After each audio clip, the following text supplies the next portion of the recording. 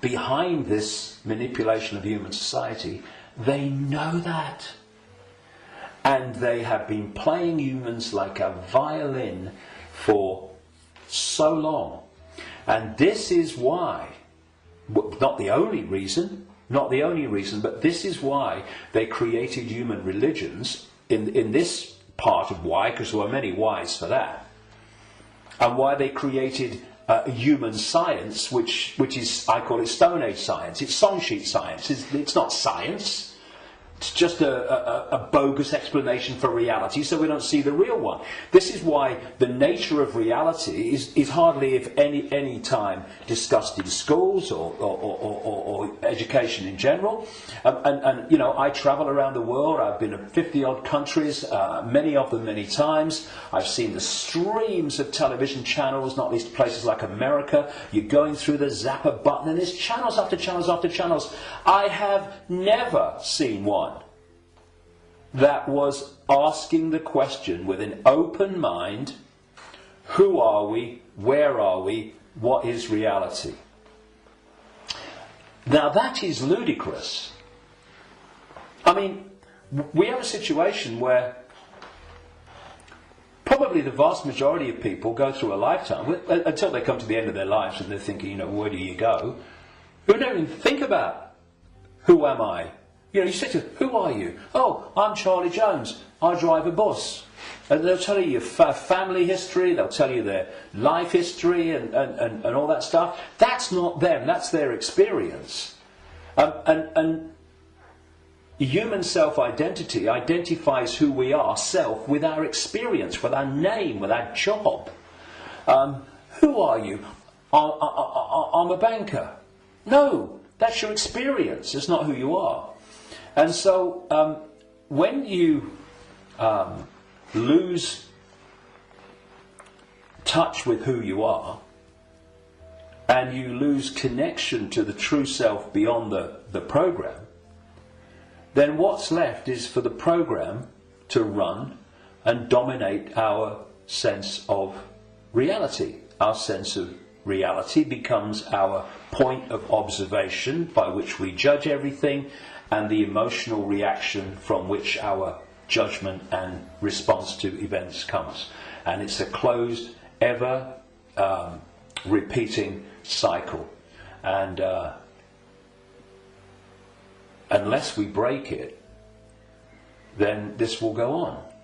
And we break it by moving our point of attention, the point at which we interact with the world, from there to here. And you know, I had some amazing experiences in Peru in 1991. Amazing experiences which changed my life and all the rest of it. And I went back to Peru with a group of people from all over the world in April 2012. And we went around Peru, and we went to Machu Picchu, and this place where I had my amazing paranormal, what extraordinary experience in 1991 called Siyustani, near a place called Puno, and Lake Titicaca, the highest known rubber lake in the world. And this group, all of us, were going around these places, and what these places were heart places. Mm-hmm. When you went there, you interacted with them from here. And the behaviour of the group and the demeanour of the group was laughter and joy and happiness. Then there was one day, and this really, you know, I've been aware of all this for a long time, but you know what it's like. Sometimes you have an experience and it goes bang in your face. And there was one day towards the end of the trip where we went to a place called Tiwanaku, just over the border in Bolivia. It's an ancient site, very famous ancient site if you look at the history and accounts of South America. And if anyone thinks that human awareness, human emotion, human demeanour does not impact upon the energy field that we're all interacting with. They should cross the border between Peru and Bolivia at this place where we did. You walked across a bridge across a river, and one side was Peru and the other side was Bolivia. So once you crossed into Bolivia, whoa, boom, this, you're right? back. So it took ages to get through the border guards, just for a tourist group who's going to be in the country for about 3 hours. They'd all just come back from a hospital, apparently, where they'd had a sense of humour bypass. And we headed to this Kiwanaku, going through in a 40-minute drive through a police checkpoint and a military checkpoint. You know, I mean, if anyone says that he's predicting that Bolivia is going to be a police state, well, you're too late, mate. Anyway, we get there. And it was horrible, Kiwanaku. It was big time here, right? And I felt this in many places around the world, and they've all been connected to human sacrifice and rituals involving these entities operating in other levels of reality, but interacting with this one. This is what satanic rituals are.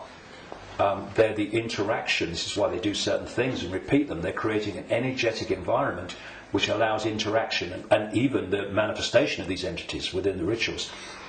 This is what sacrificing to the gods was all about in the ancient world. Because when you sacrifice someone, the people doing the sacrifice, they drink the blood and eat the flesh, which is what this whole Roman Catholic thing is really about. Drinking the blood of Jesus and eating the flesh, that's just a mild bloody cover for what goes on in the background. But on the other levels of reality, while this is going on, these entities, perceived as the gods, are feeding off the terror of the victim. Right? This is sacrifice to the gods. Anyway, we get to Kiwanaku, and it was that kind of energy. Ooh. But what I noticed was the demeanour of the group changed. People weren't happy. They were not in a good space. And there was this lovely guy, Mark, a lovely Irish guy. And the change in the behaviour of the group was so pronounced that on the way back, which we got back into Peru, where everyone started getting a bit happy again, I asked people if they wanted to go on the microphone on the bus and explain, their experience. And Mark said, and Mark was a lovely, lovely guy, all laughing and dancing and all the rest of it, all the way through Peru. And he said, when I was at Kiwanaku, he said, I just wanted to shout abuse at anyone that got in my way when I was trying to take a picture. And I just felt so different.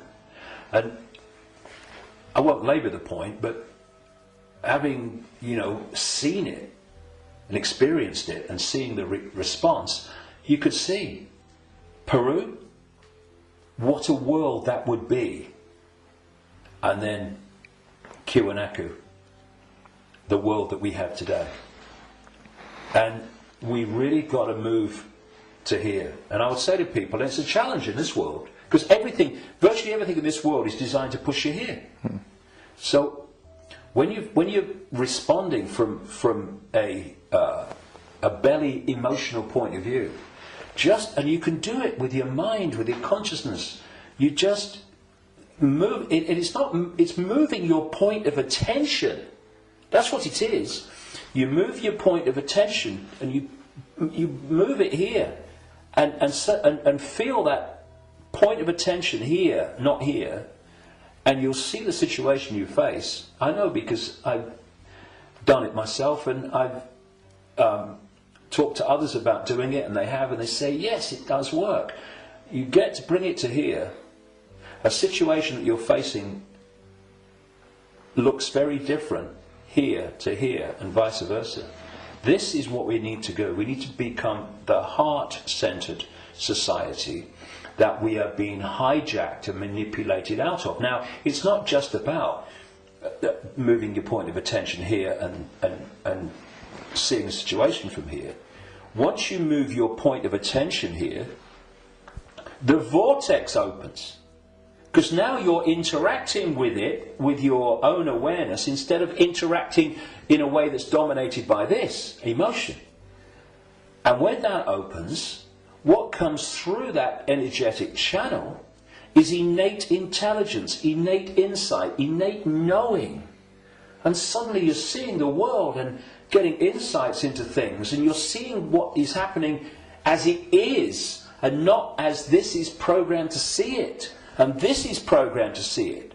You see, the brain, isolated from the heart, works in unison with the emotional chakra, and these two in unison, crikey, they're a bloody nightmare. Look at everything about human society that you don't like. These two buggers working in unison are where it comes from.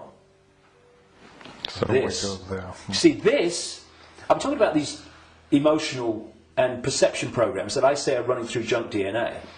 Once the heart is no longer impacting in any way significantly on our sense of perception, on our sense of reality and all the rest of it, our sense of response, then the brain becomes the governor of our what? Perception, which is dictated to the brain once this is out of the way, which can override those bloody programs running through junk DNA. Piece of cake. You know, this is where the power is. This is what they're terrified of. So once that's closed down, this is what's done by the program and the way society is structured, then this becomes the governor of perception. And what it is doing, it is decoding as a sense of perception the perception programs running through junk DNA. And that perception of something becomes an emotional response to something, and this is an emotional response from the programs running through junk DNA of the emotional programs. So here's your, if you like, your holographic manifestation of the perception programs of self and the world and reality running through, and here is your holographic expression in response and reaction of the emotional programs running through junk DNA.